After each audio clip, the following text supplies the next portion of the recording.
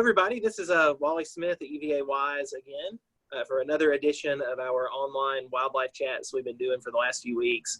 If you tuned in recently and saw our chat on bears with Seth Thompson, who you see here, nothing is wrong with you. You're not seeing double. You're not having deja vu.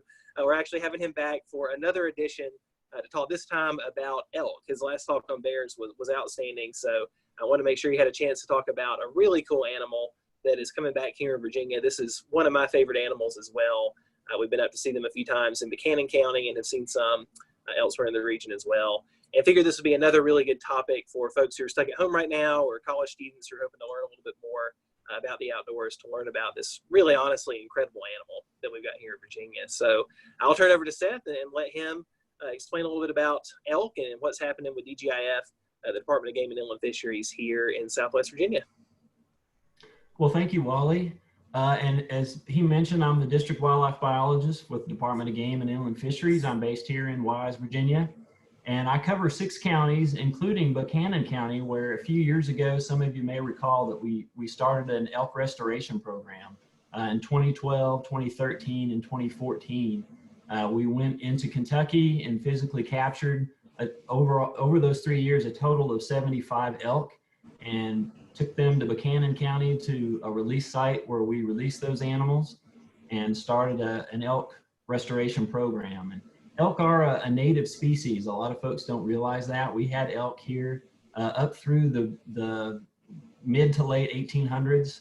At that point, they were extirpated, and there were other subsequent attempts to restore elk that were unsuccessful over the years. But we hopefully now have learned a lot more about elk and what their needs are, and hopefully this time around we will be successful.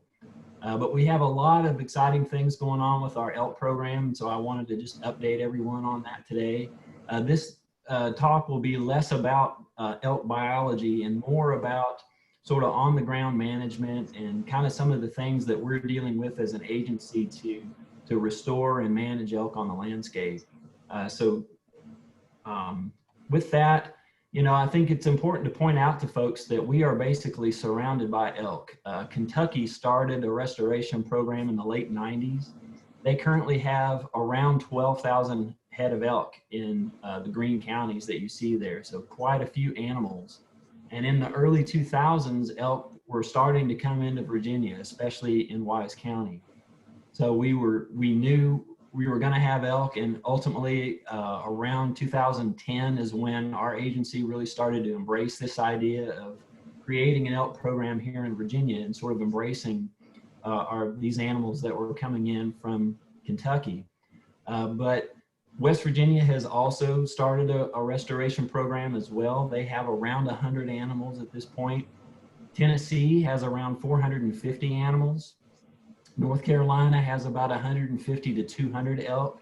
So we're basically surrounded by elk. We were gonna have elk whether we wanted them or not, but ultimately we decided to embrace elk, and there's a lot of popular support for elk here in Virginia at this point.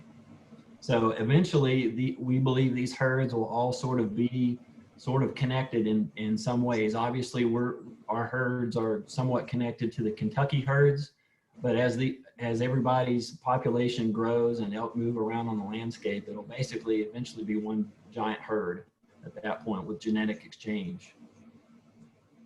So a lot of folks ask us, well, we've got about 250 head of elk, but how did you get that number? How do you know how many elk you have? And so initially we started out, we were doing these helicopter flights. We were doing surveys in areas that we knew there were elk, and we were flying in these patterns and had different observers in the helicopter to come up with a number of elk given the amount of flight space that we were covering. And it just didn't work. We were covering a lot of country. It's expensive, it's dangerous to fly. You know, one of the leading causes of death for wildlife biologists is plane and helicopter crashes. So we weren't really getting very good results. We weren't seeing enough elk to really give us a good, robust population assessment. So we kind of trashed this idea, too expensive, too dangerous, and with little output. We weren't getting the information we needed. But we have been capturing and collaring elk over the winter. We go in and we've got these GPS radio collars that we dart and immobilize elk and put these collars out, and we also ear tag the individuals. But it's a lot of fun. We learn so much about elk from these GPS radio collars. We learn a lot about where they're traveling, what type of habitat they are selecting. If an animal dies that's wearing a collar, the radio collar alerts us, and we can go in there hopefully within a day or so, and we can assess what actually killed the animal. So we just learned a tremendous amount from those radio collars that we can't really get any other way. There's a lot of non-invasive methods in wildlife research, but we really can't answer the questions that we need to answer without those radio collars. So that's crucial. And also, when we do, as I mentioned, the ear tags, you can see on this animal, there's an ear tag that has a unique ID number on it. And anytime we capture or handle an elk, we put a unique ear tag on that individual, so that if we do try maybe a camera study where we're using a camera grid to collect population information, we can identify that individual. Also, elk have unique antler sizes and shapes, so we can distinguish individuals that way. We also know that elk calves have unique spot patterns, so we can identify individual calves as well. So we are looking into some of those non-invasive research options to assess our population numbers. But until we really come up with a good way to do that, we're going to continue to capture and collar animals. This past winter, we collared, I think, 12, maybe that many the previous winter. But it really works out. Elk are darted, they're maybe down and immobilized for maybe 10 or 15 minutes, and then we give them a reversal and they're up and on their way. No harm, no foul. It really isn't too difficult for the animal. And this is some of the information that we get. You know, each individual animal has a color coordination here, and you can see the vast majority of our animals stay in the Buchanan County area. A couple animals looks like they went into Kentucky for a little ways. We had some animals move down to the Clinch area in Dickinson County, and a couple others that kind of went down in this Daint Hazel Mountain country along the Russell-Dickinson County line. But for the most part, the vast majority of our animals stay in the Buchanan County area close to the release site where we released them. But we get a lot of really good fine-tuned information from those GPS collars. Another thing to update folks about, we did complete a management plan. It took us about 3 years, and we worked with Virginia Tech to come up with this. DGIF's role in this really was to provide technical information about managing elk on the landscape, but really it was focus group meetings and stakeholder groups from the public that really created the goals and the objectives about what it is that we need to do in terms of managing elk. So a lot of public input and coordination with this management plan, and it's good for 10 years. After 10 years, we will go back to and do public surveys, comment periods. We'll work with our stakeholders to get a sense of how things are going. We know that elk populations change in 10 years, and people's attitudes and human populations and land use changes. So we want to go back to the public and sort of update those goals and kind of get a sense of how we're doing and how maybe we can move forward for the next 10 years. But we have a black bear management plan, a turkey management plan, a deer management plan, I think a trout management plan. But this is a really important document that reflects what the public wants us to do with elk and sort of guides how we manage elk moving forward. We had some stakeholder and focus group meetings, but we also did a managers survey, and the managers were basically other states who have or have thought about elk programs. And we wanted to just survey them and get a sense of maybe what are some of the unforeseen challenges that they didn't expect, or different things that that we could learn from their experience and whatever status they are in their respective states that would kind of help us as we thought through the process and as we manage elk. We were surprised, almost everybody that we spoke to or surveyed said that they were surprised at how slow the population was to grow for a number of different reasons, whether it was management removals, poaching, disease issues, but they were really surprised about that. And they were also surprised at how controversial and political the elk management became, which was interesting. And we've had some controversy with elk here in Virginia, but for the most part, we have a lot of public support. We also did a public survey. I think 3,600 of those surveys over the phone were completed. I want to say over 2,000 of those were in Southwest Virginia. The rest were around the state elsewhere. So we got a lot of public input on this plan, and we're quite proud of it. In the plan, there's a big session about the history of elk. As I'd mentioned, there's a number of efforts to try to restore elk previously that didn't work out for whatever reason. There's a big section on biology and ecology of elk, what their requirements are in terms of food and land use. Supply and demand, there's a lot of interest in recreational needs, whether it's viewing or hunting of elk. Also, elk can and do cause conflict with agriculture and maybe vehicle collisions. So there's a lot of things and challenges that come to having elk on the landscape. And so that section of the plan really talks about all those challenges and benefits that come with having elk. And then of course we have 5 management goals. Those are the goals that are set forth by the public. And then it's our job as DGIF to provide strategies to meet those goals. And those strategies could be about how we respond to conflicts with agriculture, about hunting regulations and that sort of thing. Just the strategies to meet those goals.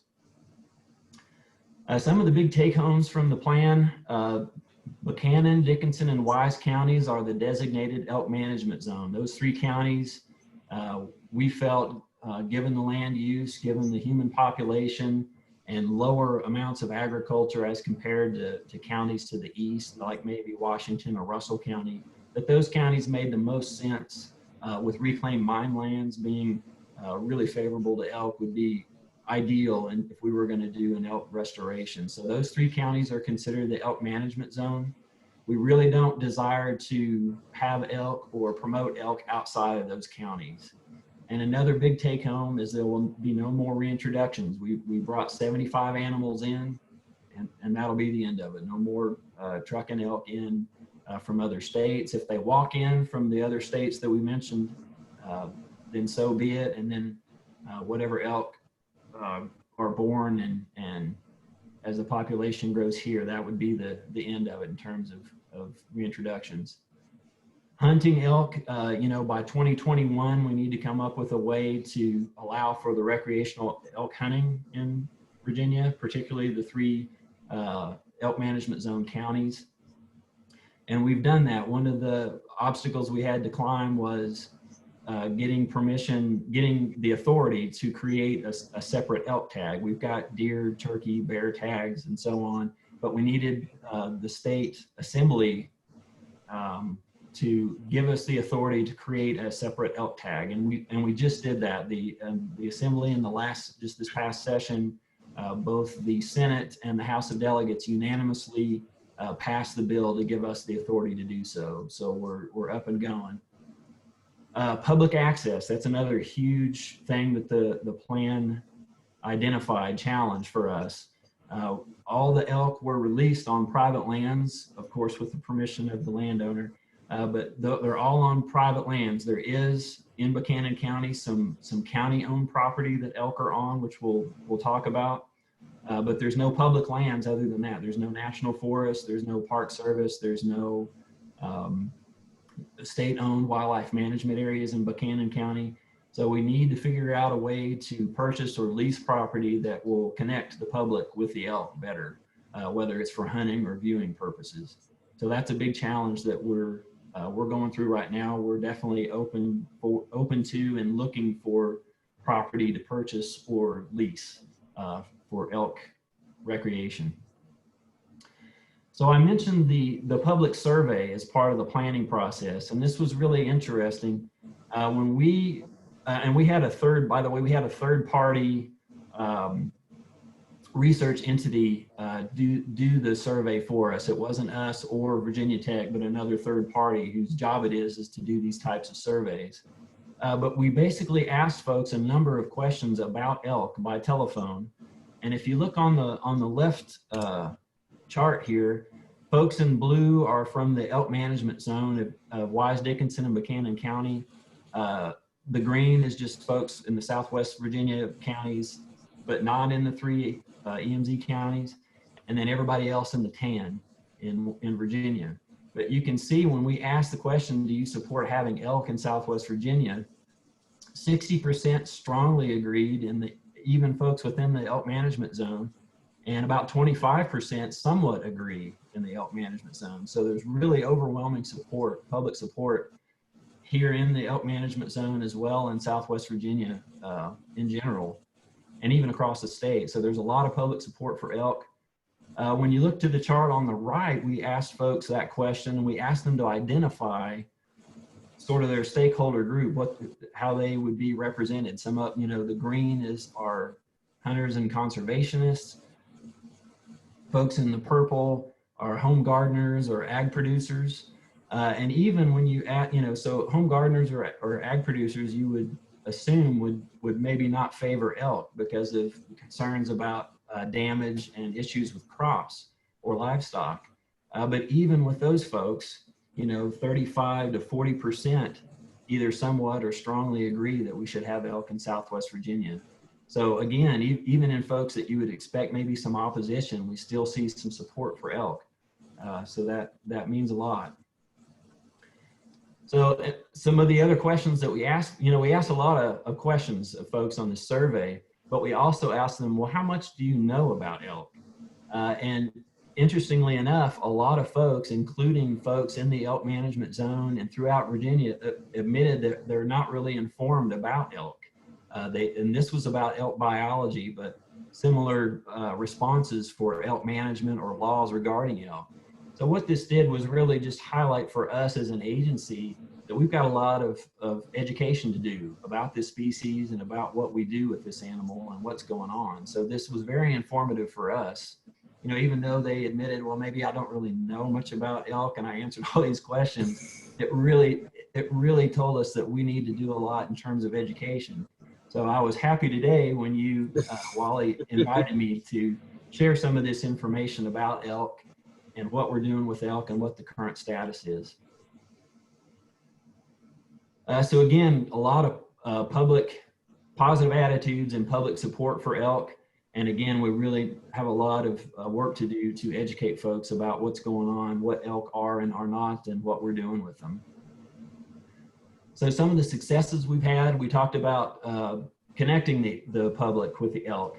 And we're doing really well with elk viewing. We've got some public elk viewing towers up in Buchanan County on the county-owned property. This is up in the Poplar Gap and Southern Gap area of near Van Sant in Buchanan County. And you can see, obviously, here's a big group of folks out seeing these elk on a nice evening at sunset. There's habitat that is maintained and managed specifically for those elk. So right there, but you can see deer, bear, turkey. There's a lot of other species, other grassland species that have shown up on these elk sites. So it's really great and growing. A lot of people, more and more, are going to Buchanan County to view elk as part of the natural wildlife heritage there. That Southern Gap Visitor Center too is just fantastic. That's one of the neatest facilities, in addition to the elk viewing area. I guess nobody go now while we're social distancing, but it is a really cool thing to see once it frees up. You'd be surprised. On Saturdays, that place is a madhouse and folks are there. There's a lot of camping. There's a lot of other recreational things to do there, ATVs and so on, but elk are part of that experience and people know that and people are going there more and more all the time, and it's encouraging. So another thing that we have going on is the elk viewing cam. We run this between September and October every year, and we do it that time of year because that's when elk are rutting, bulls are bugling and collecting cow elk into harems that they defend. So they're very active, very vocal, and it's really been amazing. Last year, it was open for maybe 2 or 3 months, and we had over 164,000 views from multiple countries around the world, multiple states in the United States. A lot of interest on seeing elk here in Virginia.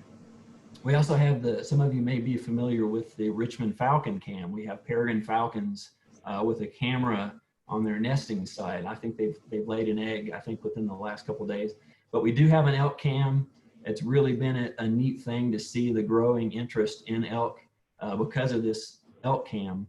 We actually had a person who was on an ATV and was basically trespassing on the elk site, and multiple viewers saw him live on the elk cam and immediately called the game warden, and he got caught and ticketed for a number of violations. So it was great. Folks were tuned in and were able to catch that guy. So that was really nice. So currently in Virginia, in terms of hunting seasons, a lot of folks ask, well, when are we going to have a hunt in the elk management zone? And currently that is closed in Wise, Dickinson, and Buchanan County. It's illegal to harvest or kill an elk in those 3 counties. But now that we have the authority to create an elk tag, in the next year or so, we're going to be putting together our hunting regulations and putting together a hunt that folks, it'll be a lottery draw. You put your name in the hat and get drawn to hunt within those 3 counties. So that's coming up, something exciting. We got a lot of work to do to get that rolled out correctly, but that'll add a whole nother layer of excitement and interest in elk as well. Outside of the elk management zone, say Scott or Lee County or Russell County, you can harvest an elk on your deer tag within a deer season. So, and that'll continue. And we've had a couple of elk harvested since 2014 legally on folks' deer tag. They'll be out deer hunting and an elk will walk up and they've been able to harvest a few. Motor vehicle collisions, this is something of huge concern. Obviously elk are huge animals and we get a lot of questions about this, but luckily we've had very, very few collisions over the years. You know, since the early 2000s when elk were coming into Virginia, we've had very few collisions, and hopefully it stays that way. For the most part, those elk really stay up high on the mountain, close to the reclaimed mine lands where the habitat is favorable for them. So they don't cross the road as much. But because this is a concern, and we have been working with VDOT, and you can see the sign on the center of your screen there. We work with VDOT to create those signs, and up on Highway 83 or Lover's Gap Road there in Buchanan County, there's an area where we know those elk cross a lot, and again, that goes back to those GPS collars giving us the information about where animals cross. We were able to put those signs up to warn motorists to slow down and be vigilant about elk maybe crossing the road. The Hummer here on the left, that was in Kentucky from several years ago. Hopefully we never have anything that bad, but it's certainly something that we need to be concerned about and that we want to try to mitigate the risk for motorists. A really big project, a road project, is the Coalfield Expressway up in Buchanan County. Right now that road is still under construction, and they're working to try to finish that. But what happened was when they created this road expressway, there are big open meadows on the side of the road that are very favorable in terms of grasses and sedges and clovers and things that are really favorable for elk. And right now, of course, there's no public traffic on the highway. So it's created these roadside areas that are fantastic grazing and eating habitat for elk. So we're concerned about that when that opens up. You can see the white line is basically that corridor where the highway will be. And you can see, thanks to our GPS collars, where those elk are spending time. And it'll be interesting to see once the highway opens up if elk disperse and move away from the roads because of the disturbance. But we definitely probably will need to work with VDOT to come up with some signage to warn motorists. And there may be other further ways to mitigate, either crossings, overcrosses, undercrosses, to try to facilitate elk movement and keep them off the highway. So that's something that's sort of on our radar screen, that is that expressway continues its development, that we want to try to be involved in. And again, this is where our GPS collars really come in handy to sort of identify areas where elk may want to cross naturally. So that'll kind of help us focus where we should put crossings, where we should put signs. So good information from those GPS collars. Another big issue with having elk on the landscape is our disease concerns. Diseases not only to people, but also to other wildlife and especially livestock. So when we captured elk in Kentucky for our restoration program, all those animals went under quarantine and were tested for a multitude of diseases. And I have a big list here. The first two, bovine tuberculosis and brucellosis, those are biggies for the cattle industry. We've never detected brucellosis or bovine tuberculosis in Virginia. I think brucellosis is mostly out west. You hear it around the Yellowstone ecosystem. Elk and bison there sometimes have brucellosis. Bovine tuberculosis is in white-tailed deer in, I think, Indiana and Michigan, but we've not had any of those here. But those are big concerns that the livestock industry has with having elk on the landscape. But we're very vigilant about testing elk for diseases, both before we started our restoration and now if we get our hands on an elk, we try to do all the disease testing that we can just to make sure. You also see chronic wasting disease, meningeal brainworm, both of those we'll talk about. But very, very much a big part of my job is disease testing. If we have an elk that we have to put down or that we find dead, taking samples from that animal and submitting for disease testing is critical. I mentioned chronic wasting disease. Some of you may have heard about the zombie deer disease or whatever, and that's chronic wasting disease. We do have chronic wasting disease in Northern Virginia, but we have never detected it in Southwest Virginia anywhere with our elk or deer in this area. This is a map from 2018. I usually hire a technician. We work with taxidermists and meat processors and hunt clubs and so on, and VDOT with roadkill. And this is from 2018. These are the locations of deer or elk that we have tested for chronic wasting disease. It looks like about 270 some samples in 2018. We never detected it. We got a pretty good distribution of samples throughout my 6-county district. And we did, I don't have 2019 data yet. I can tell you that we did not detect CWD in 2019, and we had 331 samples, I believe, this past year. So we definitely want to stay vigilant about chronic wasting disease as well. And we do that every year and hopefully get more and more samples and a better distribution on the landscape every year. But we get a lot of cooperation from the public. I mentioned, hunters, hunt clubs, taxidermists, and meat processors really help us out, and VDOT with roadkill. Brainworm, Para-Elaphostrongylis tenuis. That's the critter we're talking about here. Strongyles, those of you that have pets or maybe livestock, you deworm your animals for strongyles. This is in the strongyle family. And it starts out, the larvae are in snails.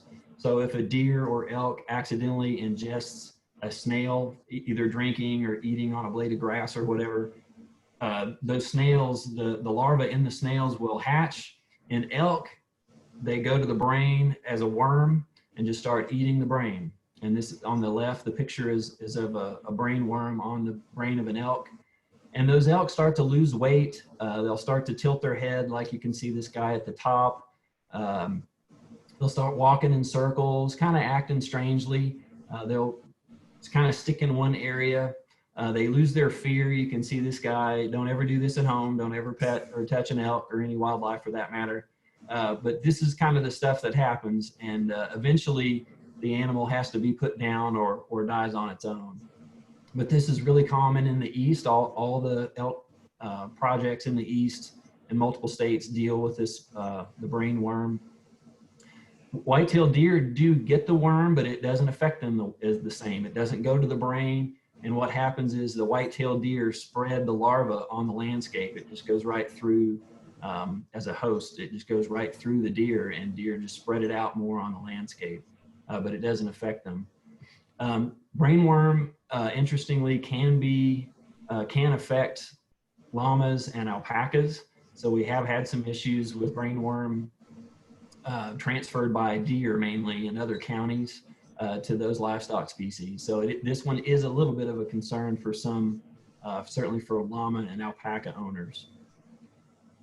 But we probably have to euthanize or find an animal or deal with an animal that elk that is, maybe half a dozen times a year we lose to brainworm. Conflicts. We respond to conflicts with elk just the same as we would any other animal. This picture here, this is a swing set playhouse thing that an elk that had brainworm got entangled, and she ended up getting out of it and getting loose. There's there's some scratches on this car parked here, but they can do some damage. They lose their fear and sometimes end up in people's yards in Buchanan County, and we have to go and respond. But that's just a typical example. But we've got the kill permits. We can issue a kill permit for agricultural damage with elk, just the same as we can with deer and bear, to respond to damage to agricultural crops. We haven't used that yet. Elk are pretty easy to encourage to move on, and we have so few elk at this point compared relative to deer, that is, and bear, for example, that we just haven't had to really use kill permits yet. All the conflicts that we've dealt with elk have been very minor. It hasn't been commercial crops at all. So it's been pretty easy to just haze elk or use electric fencing to keep elk out of whatever, and they move on.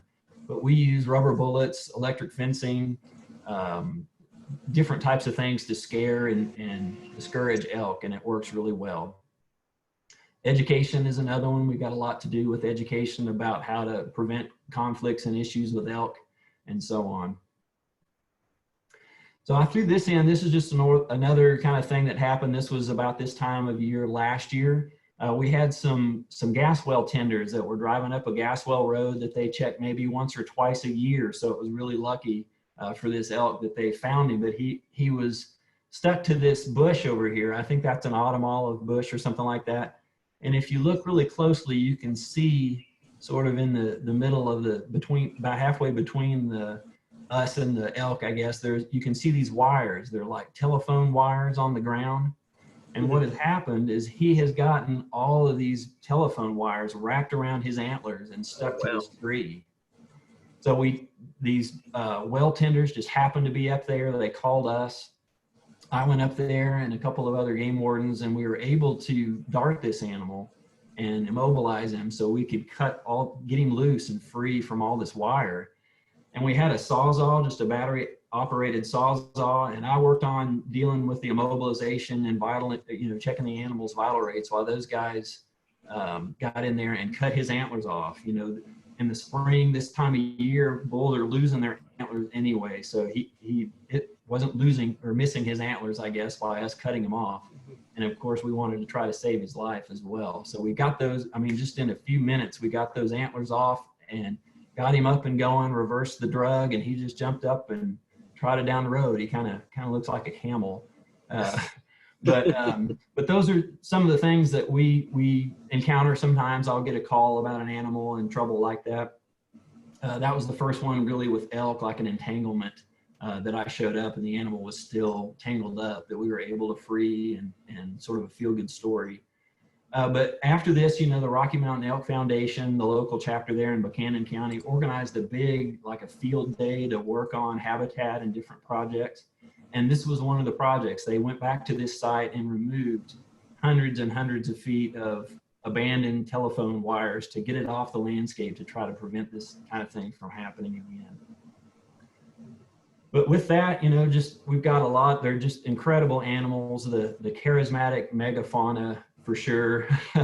for Virginia, they're amazing. They're really beautiful. I encourage everyone to go up to Buchanan County, the Van Sant area, to Southern Gap Adventures and Poplar Gap Park to the viewing towers to see elk. Your chances are pretty good in the early mornings and late evenings to see or even hear elk up there, especially in September and October when they're in the rut.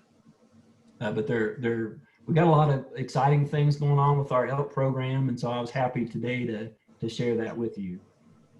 Well, thanks so much. I know it's just always incredible for me to think about, like you were saying at the start of things, the elk kind of disappear from the landscape due to what we did. Now they're coming back, and it's crazy to think about kind of how the landscape will respond too. Because I know I've seen some studies that have shown when a lot of these, browsers and grazers were not on the landscape anymore, the forest composition, even shifted in the region. And it's interesting to think about plugging something back into the ecosystem that's supposed to be here, and ultimately will probably have some ripple effects down the road, which is always really cool.